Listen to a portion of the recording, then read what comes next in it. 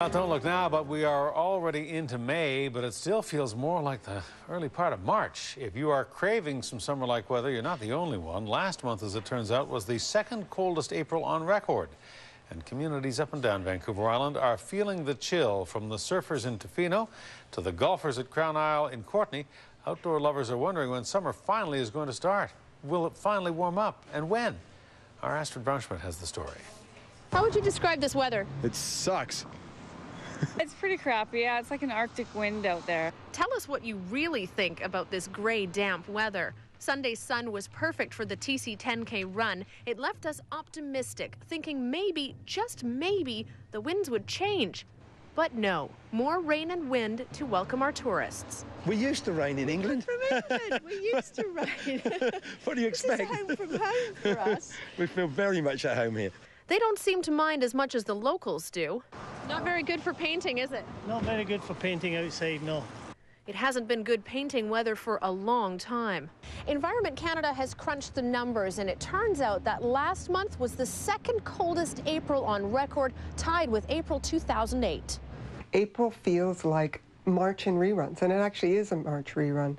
We had a mean temperature of 6.7 in March, exactly the same for April. So a long, prolonged, cool spring. There may be some sunny breaks this week, but for the most part, expect unsettled skies as a frontal system passes and low pressure moves in.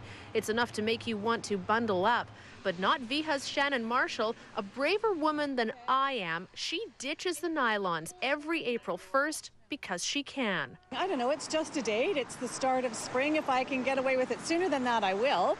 And if I can go as long as November 1st, I'll certainly do that. From a healthcare perspective, bare legs are only a bad move if frostbite is a risk. Highly unlikely despite our unseasonably cool temperatures. You've got bare legs. Got the shorts on, you betcha.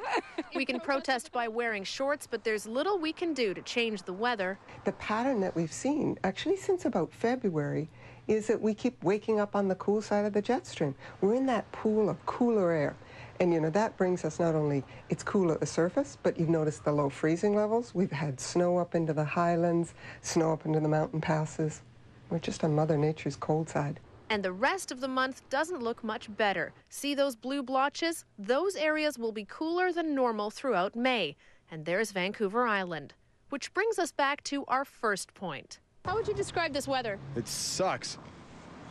In Victoria, Astrid Braunschmidt, A News.